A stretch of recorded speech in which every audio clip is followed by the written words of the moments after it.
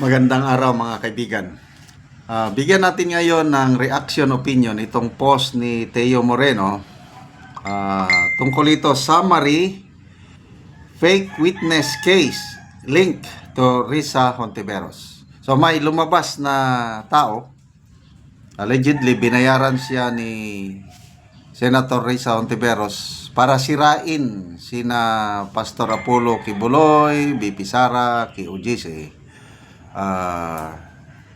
So ito, pakinggan lang natin sandali kasi itong kay Teo Moreno, sinamarize na lang niya yung content ng sisiwalat ng alleged fake witness. So ito yung sa ano naman ito, Facebook reel posted by Dragon Michelle. Nagsasalita yung fake witness. Binayaran po ako ni Risa Hontiveros para mag-testify laban kay PRRD, BP Sara at kay Pastor Apollo Kibuloy. Lahat ng sinabi ko at kasama ko doon na nag-witness sa Senado ay ginawa lamang ni Risa upang pabagsakin si Pastor at ang buong kingdom at kunin ang kanilang mga ari-arian. Ngayon po ay inahanap at tinatakot ako ni Risa. Ulitin natin. Sa paa. Medyo mahaba itong testimony niya, kailang ito lang yung ipinost. Binayaran po ako ni Binayaran Hontiveros para mag-testify laban kay PRRD, BP Sara at kay Pastor Apollo Kibuloy. Lahat ng sinabi ko at kasama ko doon na nag-witness sa Senado ay ginawa lamang ni Risa upang pabagsakin si Pastor at ang buong kingdom at kunin ang kanilang mga ari-arian. Ngayon po ay inahanap at tinatakot ako ni Risa. Hinahanap at tinatakot ako ni Senator Risa. Ang una kong tanong is, hindi kaya AI generated ito? Hindi ako marunong kumilatis ng AI at saka authentic video, ano? Bahala kayo kung ano. So ito naman, si Teo Moreno, marunong itong kumilatis. The fact na sinamarize niya, baka sa tingin ni Teo Moreno, hindi siya AI generated, ano? So basahin ko lang yung summary sa isiniwalat ng taong ito.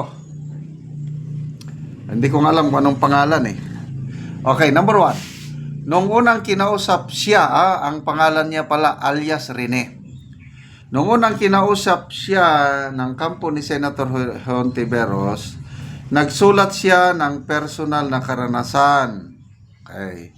Wala siyang binanggit na pananakit, sexual abuse, o human trafficking. So, ibig sabihin, itong si alias Rene, kasama sa KOJC nung una. Number 2, pagkatapos niya magsumiti ng affidavit, pinakilala siya sa isang abogado. Doon siya nagulat dahil binigyan siya ng revised version ng affidavit na may dagdag na kwento ng pananakit, sexual abuse at human trafficking against Pastor Apollo Kibuloy.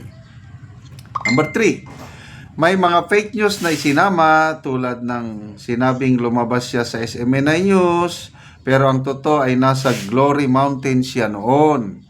May dagdag pa na kwento ng mga baril na idinadawit sina BP Sara at Rudy Duterte. Pinilit siyang isama sa statement ang mga pangalan ni na Senator Bongo at Senator Ronald Bato de la Rosa.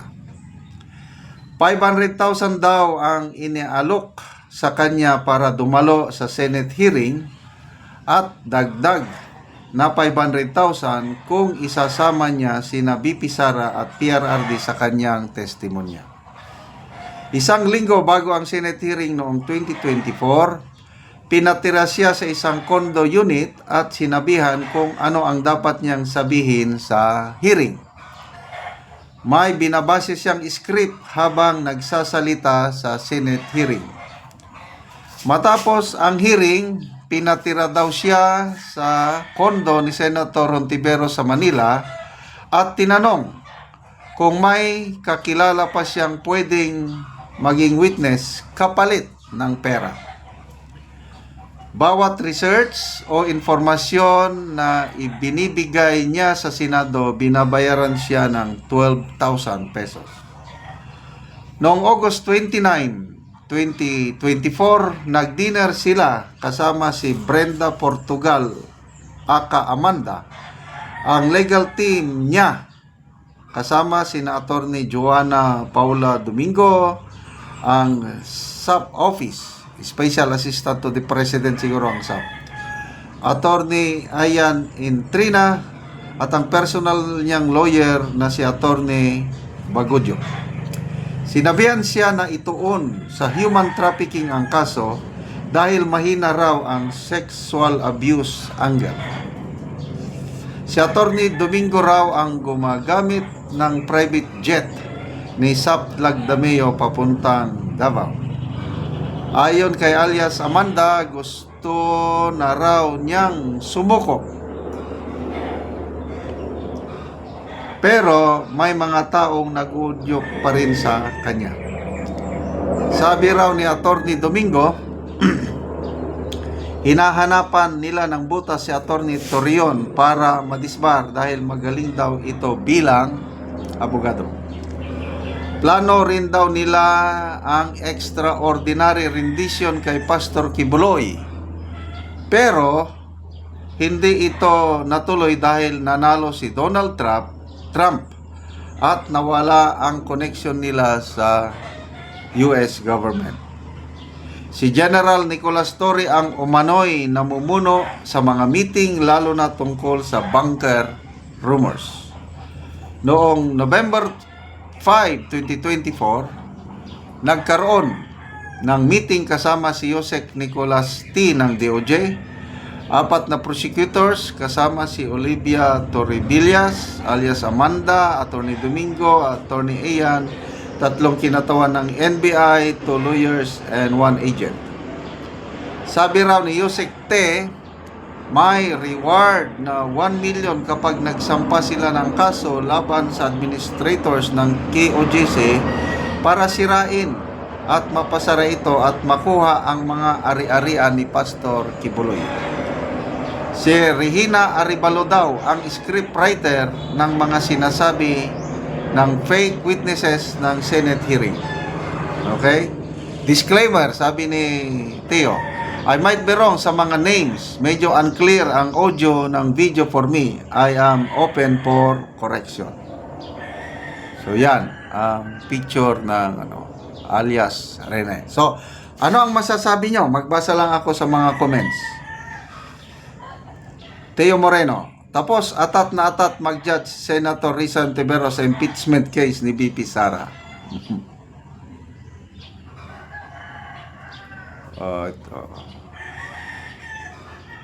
Jose Cordero, hindi ordinaryo ang ginawa ni Risa at ang kanyang kasamaan, dapat silang kasuhan at makulong habang buhay. Anyway, these are allegations. Bahala na, dalawang korte. Court of Public Opinion, maniniwala ba ang taong bayan o hindi? And then, pwede rin sa korte kung may magsampa ng kaso. Ang akin is, pinag-aaralan ko ba kung gaano katotoo itong revelasyon ng alias Rene. Salamat mga kaibigan sa inyong pagsubaybay sa ating channel. Nakakatulong kayo na malaki sa tribong Talandig ng Bukidnon. Ang sweldo natin sa channel na ito is pantulong natin sa tribo. Namimigay tayo ngayon ng libreng yero at pako para makapagpatayo ng mas maayos na tirahan ang tribong Talandig. Panoorin ninyo ang video na ito. Si Angkol ang natagaan og sin og mag-atop na ni siya karon.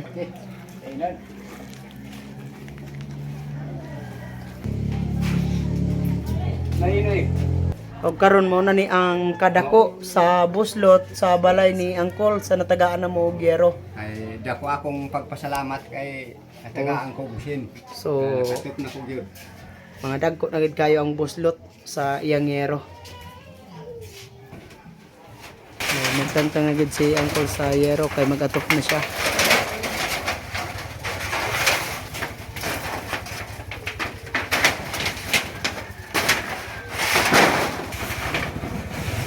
Karon mag-atop na gid si Angkol. Ora pa. Awal. Okay, idol.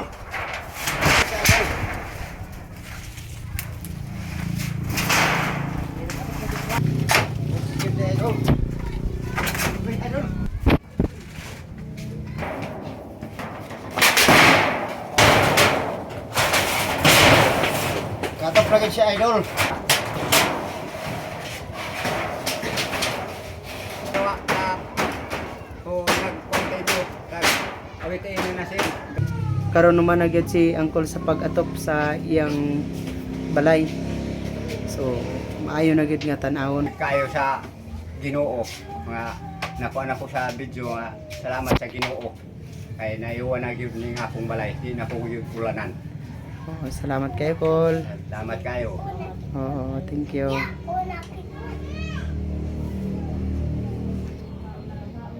Tawsin, katop na tagyod. Mm-mm.